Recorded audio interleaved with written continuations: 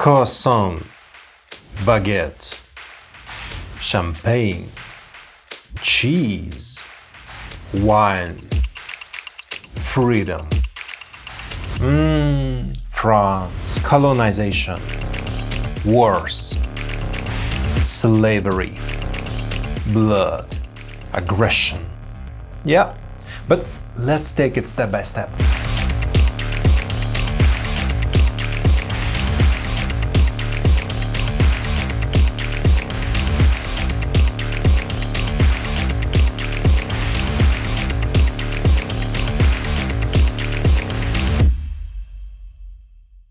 Take a look at these guys. This is French national team at the last FIFA World Cup. All those top guys were born in France. But check this out. 7 out of 11 players have parents from former colonies. And here they are, huge African territories, together about the size of 18 Frances today. Yep, and there is also North America. A couple of centuries ago, a big chunk of what's now Canada and the United States also belonged to France. How did that happen? Because the French are one of the nations that's been through endless wars. And across different wars they scored a record more than 1,000 victories. And France also loves stepping into other countries' affairs. They were the first to recognize the independence of the United States. And France is where the biggest and most famous army of hired soldiers is born. The French Foreign Legion. But raw force here always gets mixed with soft power. French is one of the main international languages. France is home to one of the world's first universities. They invent cinema and bicycle. But the main thing, the French came up with key tools that let Europeans seize Africa and control other, less developed parts of the world. So how did France achieve success? And how does Paris still influence the world and its former colonies today?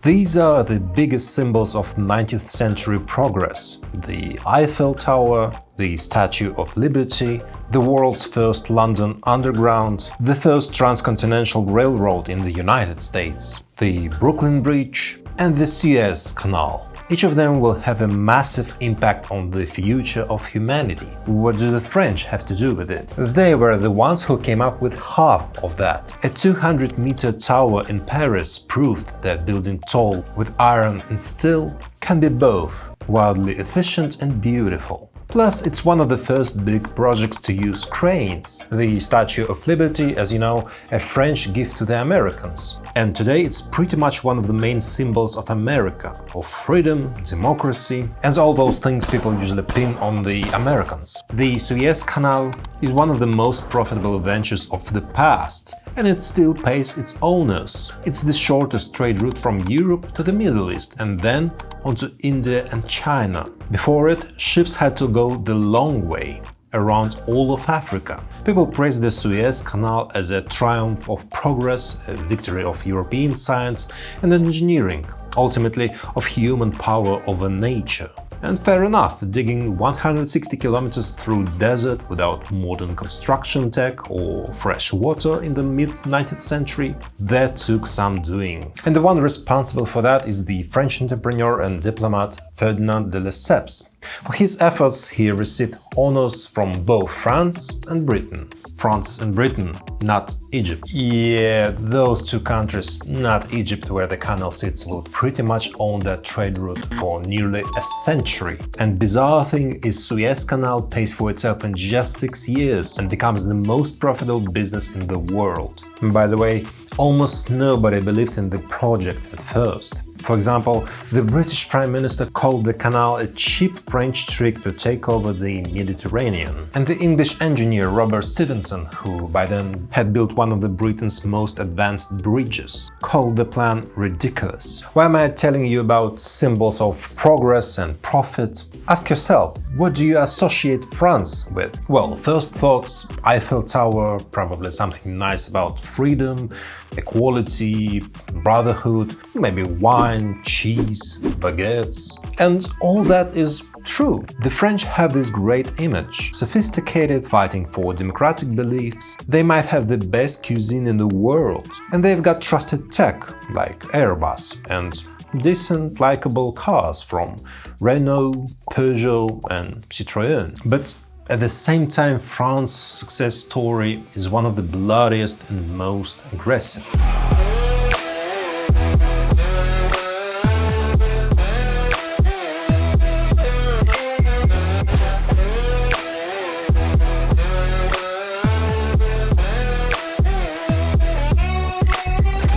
Remember I said that it was thanks to French that Europeans got the keys to Africa. Take a look at this English map of Black Continent from 1805. It clearly shows that by that moment Europeans had explored at best 1/3 of Africa, because huge territories in the heart of the continent are simply marked as unknown parts. And now look at this map. It's modern and shows where in Africa the risk of catching malaria is highest. Now let's put them together.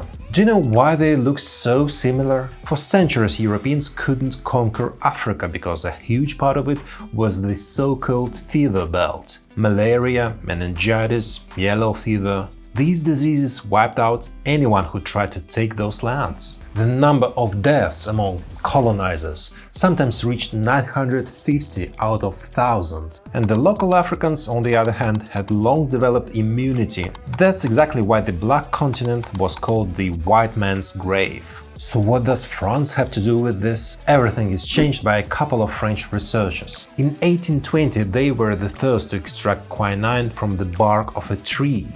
What's that? It's a substance that reduces fever and pain. But the most important thing, it becomes the main medicine against malaria. And from this moment on, white Europeans stop being afraid of African infection. They take their latest technology, steamships to move quickly along African rivers, railways to bring soldiers deep into the continent, and the firearms to crush locals. Technical superiority and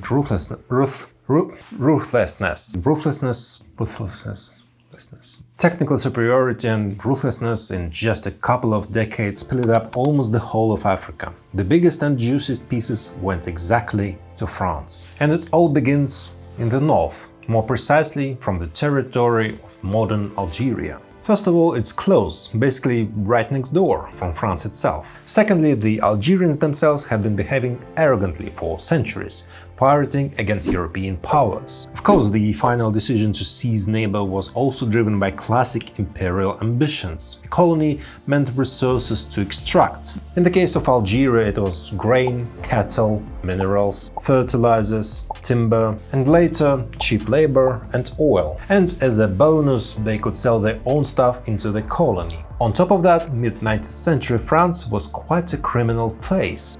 Why? Not long ago the Napoleonic Wars had ended, where the French had been beaten badly. The streets were full of unemployed people and former soldiers, who simply had to be placed somewhere.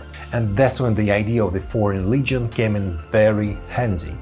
What is it? Back then it was an army of volunteer fighters whose lives in society had failed. But they still wanted to live, and live well. And these very adventurers, usually with a criminal past, France would send in the first rows to the toughest places. Algeria, Morocco, Tunisia, Sudan, Madagascar. Those guys acted not only as conquerors, they were also the ones used to brutally suppress uprisings of locals who fought back. Today, of course, the Foreign Legion is no longer officially accepts violent criminals. And to get in, you need to pass selection. But the principle itself, to use hired fighters to pull the chestnuts out of the fire, is still relevant today. And it was exactly from this time, from the middle of 19th century, that the French Empire began to expand to its maximum size. The strongest positions for Paris were, of course, in Africa. In the Indian Ocean, France controlled Madagascar and many islands around it. In the Pacific, colonial troops occupied Vietnam and Cambodia and influenced the southern part of China. They ruled French Polynesia and New Caledonia. In the Atlantic, France took islands in the Caribbean Sea and territory north of Brazil. Not bad, right? pretty impressive for a small European country. But in fact, French possessions could have been much larger, if not for the most profitable real estate deal in human history. Here it is, the historic Treaty of 1803, carefully kept in the United States National Archives. According to it, the Americans bought from France and Napoleon more than 770,000 square miles of land. On the map, it looks like this. Today, those territories make up as many as 15 states. Guess how much they've paid? $15 million. A little bit of simple math, and the American government got the entire central part of the future country at the rate of about 3 cents per acre. Why did Napoleon sell so cheap? Because at that moment he had zero interest in America. New Orleans, it's Berlin, Vienna, Moscow next door. And for all those wars he needed money. Napoleon was in such a hurry to transfer American bonds through British bankers that instead of the 15 million for enormous lands, he actually got about 9. But let's be real.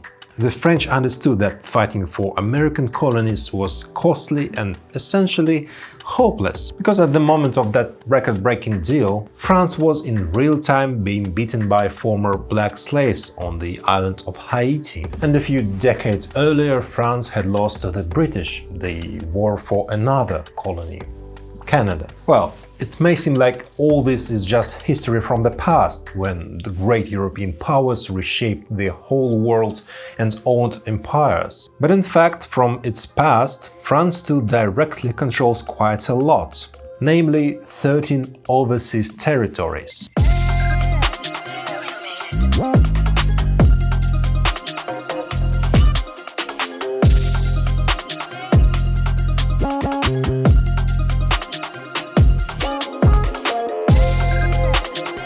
For example, let's look at French Polynesia.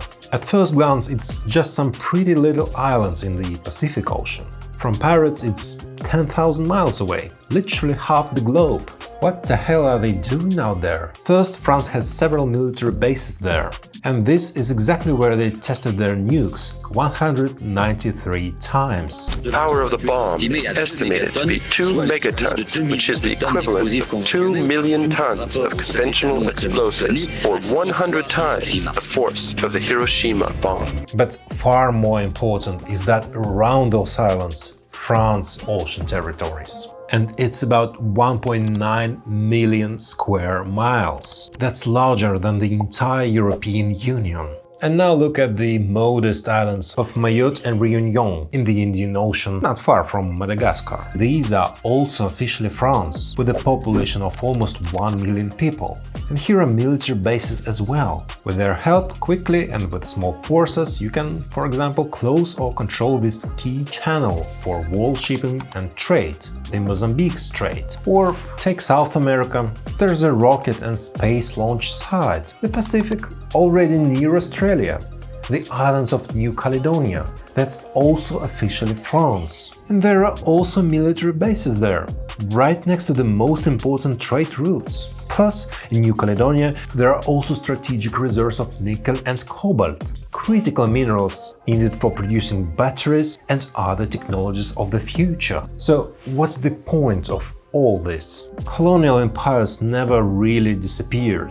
They just transformed into more economically profitable forms. For instance, why fight for land with millions of poor people and then basically feed them and keep huge armies to control everything? It's more effective to keep for yourself strategic positions and, most importantly, economic control. Have you ever heard of the CFA franc zone? It's a monetary union of 14 countries, former French colonies. Each national currency is tied to the euro, which in fact is convenient because the euro is stable and it's easy to plan and trade with it. But in order to guarantee that stability, all the countries of the CFA franc zone have to keep half of their gold and currency reserves in a deposit in the French treasury.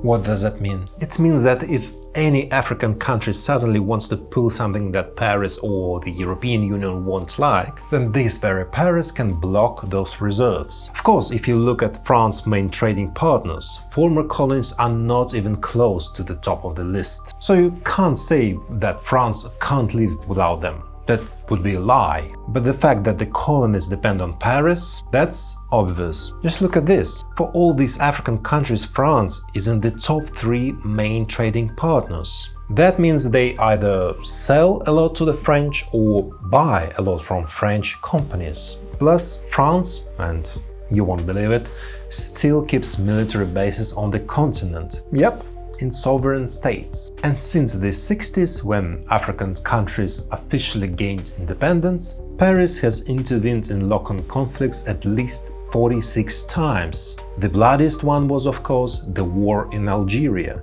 lasting a full 8 years. Believe it or not, right up until 1999, the French government didn't call it a war, but the restoration of public order, which, however, ended with Algeria's independence. But remember, I started the story with the photo of the French national team at the last FIFA World Cup. Compare it with the French team of 1984. Feel the difference? Basically, it's an honest reflection of what's happening with France now. Some people call it colonization in reverse. Already a third of those who have a French passport were either born abroad or have immigrant parents. I'm not saying migration is bad, borders should be closed or any of that nonsense. I'm an immigrant myself. Besides, 2 of the greatest French footballers, idols for kids all over the planet, Zidane and today's star Mbappé, they both have colonial roots. Mbappé's father is from Cameroon and his mother is a descendant of Algerian immigrants. And Zidane, he grew up in Marseille, but after his parents moved there from Algeria before the war. In addition, why is migration not bad, but actually beneficial for countries? Today there are only 2 countries in the world that can provide themselves with cheap labor: India and China. Everyone else needs someone. Take Americans, they set up the whole green card system, where migrants from all over the world win an official chance to live and work in the United States. And France depends on labor resources from Eastern Europe and Africa. So what's the point of all this? You've probably heard the famous phrase, "You become responsible for what you have tamed." It's from the tale The Little Prince.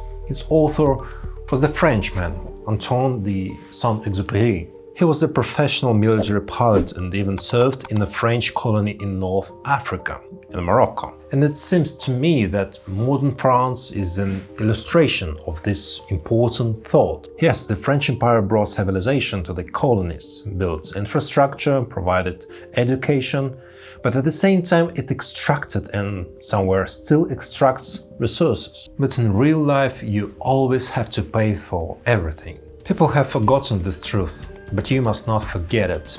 You become responsible forever for what you have tamed.